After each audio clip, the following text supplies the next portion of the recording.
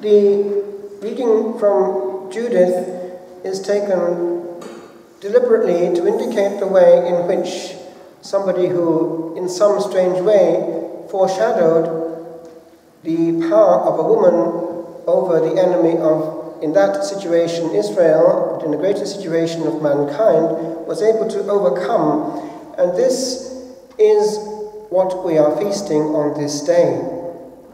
The victory, which began, remember, in the Garden of Eden. He will strike at your heel, but she will crush your head. And you will see all over the Catholic world that being portrayed in the statues of the Immaculate Conception. The serpent is there under her foot, and she is reigning over the cosmos as Supreme Queen. Let's go further back in time, however, before time, because time is a measure of movement. And so before there was physical movement, we don't know how time used to operate. But there we are, before the earth, before the planets came into being, God. Now, the angels are not eternal. They have a beginning, but they are eternal, and evum, they have a time, but they have no end. They start in time, and so do we, conceived in a night. Therefore, all that came from the Godhead was a court, accompanying his glory. His glory! And glory was the tone of his eternity. But also goodness. Bonum est diffusum sui. Goodness is diffuse of itself, and God, as any generous person on earth, actually, is tendentially always giving and wanting to share what he has. And so his eternal solitude was, as it were, incomplete until he invented some way of having new creatures to share ecstasy forever. The most brilliant was Lucifer, as his name would suggest, the bearer of light, and that is what went wrong. They were not to be given fullness of vision and glory and ecstasy until they had passed some test, and we know what it was. They were shown before time a bit of time. They were shown the Son of God in his incarnate form. Lower, therefore, apparently, than themselves. Non serviam! I will not serve, I will not obey. Instantly, he owned, for a fraction of a second, his glory and wanted to, in some way, have his own kingdom. And we know what happened. Now, the angelic will is total and irreversible in its choice, therefore there was no coming back. There was a huge cosmic battle. St. Michael was given great power, more power than before, because he has, remember, this state of being now the most brilliant of angels, but he was not. Now, there's a problem here. The most brilliant of creatures was Lucifer. He had huge power, huge glory, a beautiful, beautiful angel. He, it would seem, also was given to see somehow this lady, who would be the most brilliant and glorious of creatures eventually. Was he amused? The beginning of the fundamental sin of envy came in at that point. And that hatred, that fundamental odium of our Blessed Lady will continue until the end of time that will have no end. For he's on the losing side, but he hates her with a perfect hate. Why? She has taken her place. But so have we to some extent. He hates us perfectly and wants us too. But this is the crunch, our Blessed Lady, on this day when the first of our race conquered and entered paradise after the Divine Son, with her uncorrupt body. It's logical. How could it become putrid, having been prepared to hold, as the tabernacle of the Most High, the pure Son of God? So, let's look at what's going on down now in the sequence of events. Lucifer hates humans, hates the Catholic Church, which honors Our Lady. So he's all the time in human history trying to attack the means of grace, and the Queen. Already, great clods of civilization were cast out of the Marian Pale. They are feasting right now, this year, this big event in the history of the Church, when actually it was a terrible, colossal loss. The whole Lutheran bloc went, and with it then others, including the Anglican bloc, following example of dislocation. And to this day, even though Our Blessed Lady is sort of present, they honour her as a married woman with other children in the Anglican Church. So it's not exactly our faith. And certainly she was not immaculately conceived. So that's no honour for the Mother of God. Satan there, therefore, has a huge victory. Anything which came out of the English bloc, India, Canada, Australia, New Zealand, all these languages of the Commonwealth, it's a part of the disaster of what came out of one man's problem, Henry VIII. We do, however, have a close link with an earlier division, that of the East, and we need actually to learn from them something of the tenderness of their devotion to the All-Holy Lady, the Panagia. We have one thing in common with them, it's this one, the holy icons. And in kissing them, they kiss Our Lady, and she feels it. And many miracles happen in the realm of icons in the Eastern world.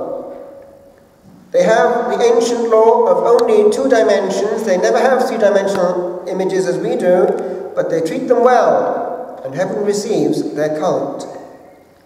This is actually from a bridge country, the Ukraine, a country which has terrible suffering, and in which the Catholics of Eastern Rite, in union with Rome, were forced into the Eastern Church quite often, the Orthodox Church I mean. They're trying to get things back now, as in Romania. It's complex. But this is a bridge country where, as we know, right now there is extreme pressure, even political, and it's a difficult situation. But they are very faithful.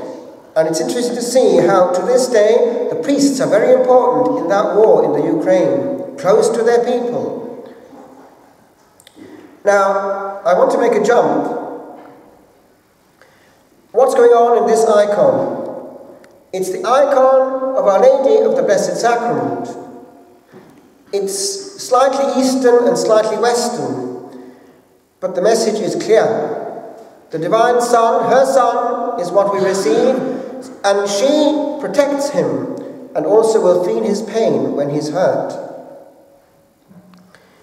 This day, you may be aware that he's been terribly, terribly hurt in the Blessed Sacrament, and so is his mother, deliberately so, in Oklahoma, in America. Cardinal Burke has been circulating us, wanting reparation on this day, for in a public square, it appears, in the center of that place, Satan will be enthroned, in the form of black ritual. The abuse of the Blessed Sacrament, some kind of black mass will take place, and Our Lady will be deliberately desecrated, therefore uniting intimately mother and son once again in the Passion. And he has asked that there be reparation on this day throughout the Catholic world. So we will conquer Old Nick by giving not less but more glory to God and to the Blessed Mother. We will have a procession immediately after Mass, as we would on the first Friday, and we will carry the Blessed Sacrament as the Lord of hosts, claiming his power and authority over what he has made, this land, one of the most Catholic in the world in the past. But also, we will carry Our Blessed Lady, this icon, as in many Catholic countries they will do on this day. Actually, strangely enough, in France. It goes back to a vow made by a king. Hugely popular in Spain and Portugal and Italy. Indeed, I was moved by how much devotion was going on last week in the novena of the Assumption, which I was called to preach precisely last week in Italy. So why should we give Our Blessed Lady less? And so I'll ask one of the children to carry the icon of Our Lady in front, and the Lord of Hosts we will carry last, his place of honour last in the procession. What are we doing? we're trying to huddle next to the heart of our wounded mother, she hurts. The abuse made with regard to the Blessed Sacrament is something that one cannot describe in public. It is just awful, deliberate, and precisely angelic in negative in its intelligent way of finding the maximum to hurt God. As throughout history the devil has used strange people to do the same to anyone who loves Jesus and Mary. Do you think that it was the Archangel Gabriel, the one that we've just read about, who actually came to you-know-who in the 6th century? Would he be interested in fighting divine grace, in decapitating by the million, it would seem, practicing Christians, especially Catholics and Orthodox? Do you think that that is the Archangel Gabriel inspiring this? I'll tell you who it was. It was the same evil power that took in Adam and Eve, and right now is doing the same thing all over this planet. Today in an explicit way, but also in general in a hidden and subtle way, using what ordinary people have. He's hugely in control. He's right now controlling people's minds through the modern gadgets from which they cannot be separated. They are addicted to what is precisely his stage, and they don't know it. He knows exactly how to hit hard. I was talking last week to a young man, very well read, very much informed, and he was telling me things I did not know, because he knows exactly what's going on with regard to the amount of Luciferian intermingling with society. And he believes that actually his power is pretty total over this planet, only it's coming to an end. Probably fairly soon, he thinks. We don't know what's going to happen next year, but people think that actually 100 years from the beginning of Fatima is not going to be without something big. What did Our Lady ask for at Fatima? She wanted one simple thing, and let's not forget it, the daily rosary. This is her wish. We must not be superior to it and find some shortcut of our own making, some high spiritual form of devotion better than what she asked for. No, she asked simply for 5 decades every day. Let's do what our Queen wants, and she knows why she wants it. She also showed these little people the risk on the other side. And this whole ploy of not talking about it is again a part of Old Nick's strategy. The conspiracy of silence with regard to the risk. I conclude, my friends, it's serious business, but Our Lady is on side. Let's have our eyes wide open and do what heaven wants, and not play in a slight way, the gift of Lucifer. For every time we collude with what he wants, it's just a bit more on his side. I give you this, which I composed years ago, and my spiritual father had set to music. It's something which sums it all up with regard to the victory of Blessed Lady, the 15th of August. It was written in the Carthusian cell years and years ago.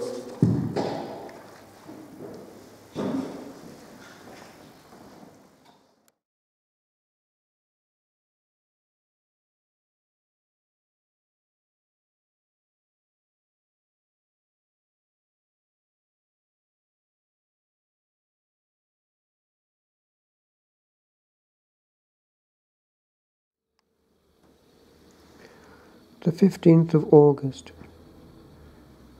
Lines composed on this day in the early 80s in Selignac Charterhouse, and then put to music by my spiritual father, Dom Lawrence Bevernow of Ampleforth. Did once those little feet walk, run, play, dance from street to street, in that embalmed promised land, where earth and heaven walked hand in hand, and in that tiny infant breast, that ages would one day call blessed, beat, palpitate at at childhood's joys, and fondly hug its simple toys. Did that dark hair blow in the breeze beside those Galilean seas? And in that tender, full-bloomed rose, now what each growing maiden knows, and was the eternal song of youth, heard in that gentle, gentle mouth. And couldst thou know what waited thee, locked womb of locked virginity?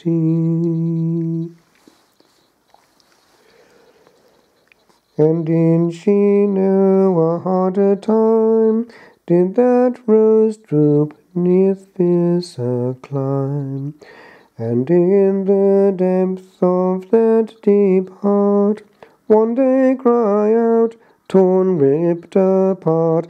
And didst thou, Mary, hear thy Son say, Woman, and cry out, 'Tis done? Sweet breast, wast healed or rent anew, as who had milked thee smaller grew. And mother, where dost thou lie now? What secrets doth that breast now know? And is it true, as these men say, that thou didst leave us on this day, not as a common child of Eve, that gasping doth one last breath heave, but as a queen with seraph train, that little feet for aeons reign?